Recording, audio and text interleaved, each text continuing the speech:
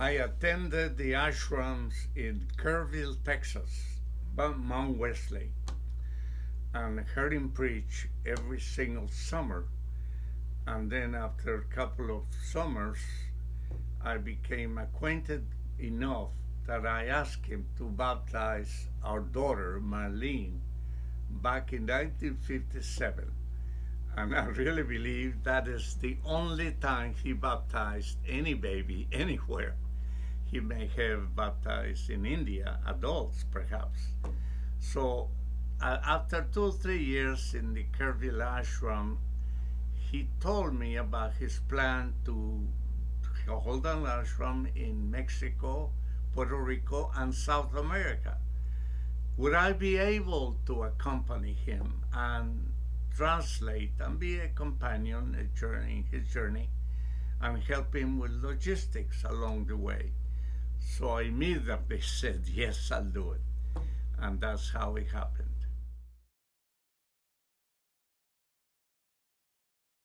Fortunately, I had read his books, some of his books, he's written 30 books, and I was acquainted with the language, the terminology, the approach. So I was pretty well prepared to know what content he will be giving to his sermons. And that made it so much easier for me. And of course, he used some of the same material at all of the ashrams, so that made it even easier. Where I could pretty much read or know ahead what he was going to say, so I could say quickly without slowing him down.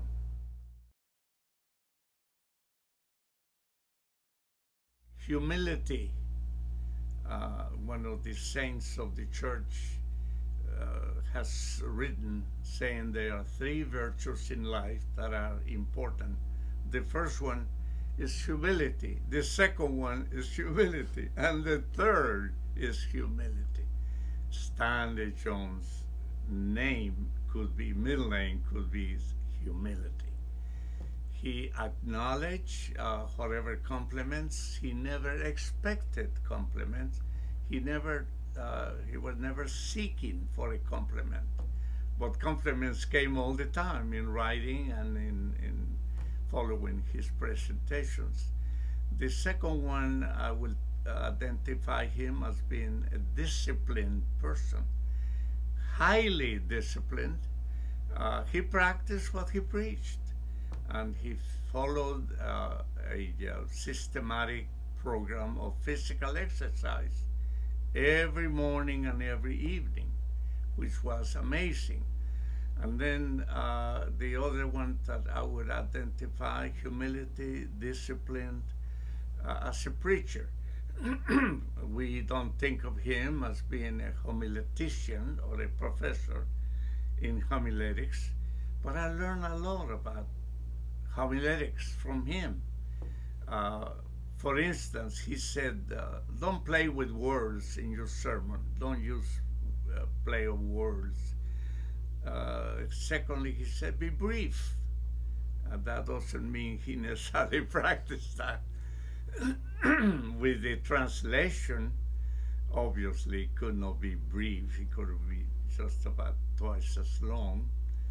And he always said, don't use platitudes. Don't fall into the danger of platitudes. And then he said, he taught me, please don't avoid controversial subjects in your sermons. If the passage required anything difficult to understand or somewhat controversial, go ahead and deal with it.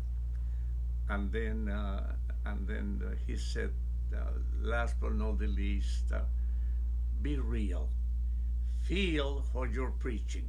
Otherwise, don't preach it. In other words, preach it to yourself and experience it. And I felt inspired by that, because when the altar call came, he didn't have to try very hard. He didn't have to sing several stanzas of Just As I Am. he would just extend the invitation to come to the altar, and people would just flock the altar every time. Everyone would come. He taught me that far more important than talking to people about going to heaven or avoiding hell was to talk about Jesus Christ, Savior, in the present moment, here and there, and here and now, that He saves me from fear. He saves me from anxiety. He saves me from envy and gluttony. He is my Savior to fill the emptiness of my life. That's the kind of Christ he was always talking about. It was a key word in all of his messages. Surrender. Surrender the past. Surrender the present. Surrender the future. Release it. Live a surrendered life daily. And he did. So that's a key word in his theology. Very much relevant, because I have found that he was so much ahead of his time. The kinds of things we are living in today and the problems we are facing, the challenges, it's all there in his books. He talks about maturity. He talks about poise. He talks about selfishness and unselfishness. He talks about being aware of the context of contemporary society. He used every minute of his time, excellent time management, much ahead of his time, which now we have seminars on time management. He invented the idea of time management. So while we were waiting for a plane, he was not going to waste his time. He sometimes did a little walk, a meditation walk, he called it. And at first, I tried to keep up with him and walk with him and talk with him.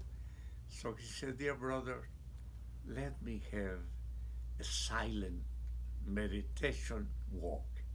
And I loved it.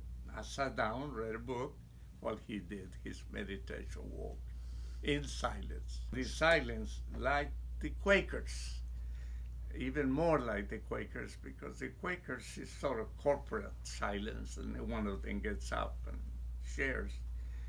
He, individual silence. He called it the quiet hour, and he had a quiet hour at the beginning of the day and a quiet hour at the end of the day. Literally hour. And he heard what God was telling him during that hour. He would not ask for anything. He would say, "Father, what do you have to say to me?" And on one occasion, when he was not sleeping for whatever reason, he asked God, "What do you want to tell me?" And God told him, "I love you, go to sleep."